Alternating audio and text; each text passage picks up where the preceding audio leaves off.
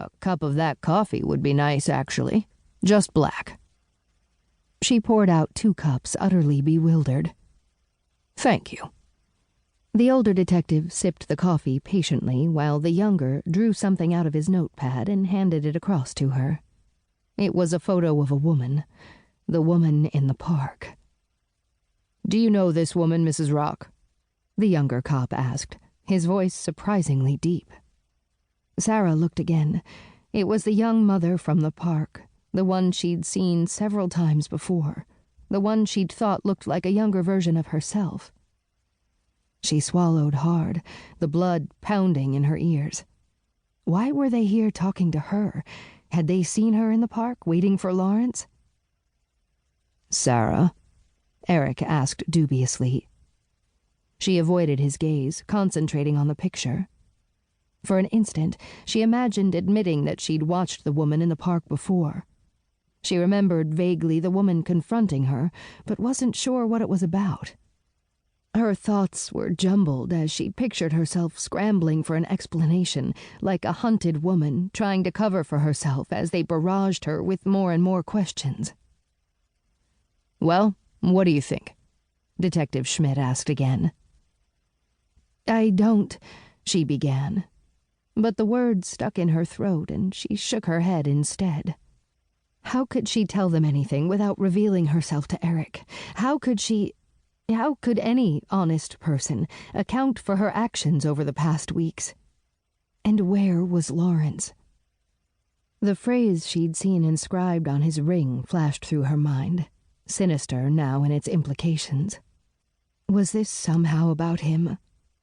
In some way, hidden to her, those engraved words, her fate, and that of the woman in the park, were intertwined. Amor vincit omnia.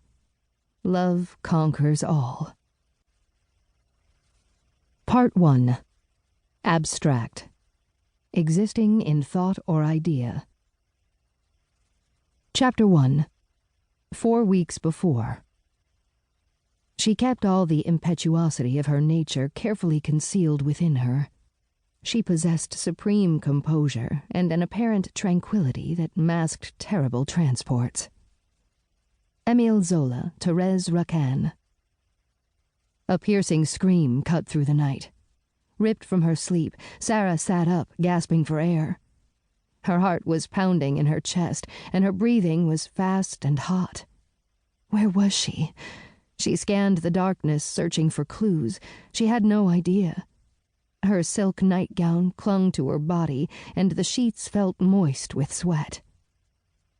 As Sarah's eyes adjusted to the faint light coming in through the window, the room returned to her, and she knew where she was. Home. Her home.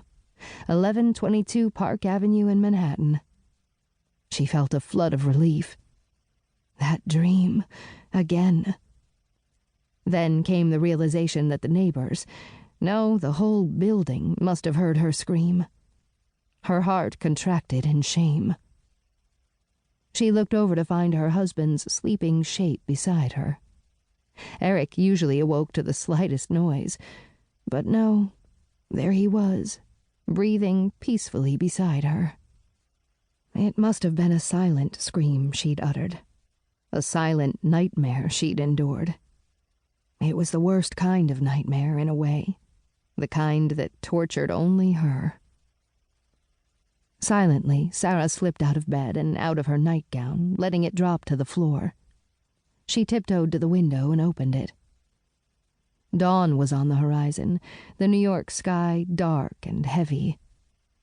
A sudden gust of wind blew in, scattering grains of soil from her plants onto the Persian carpet.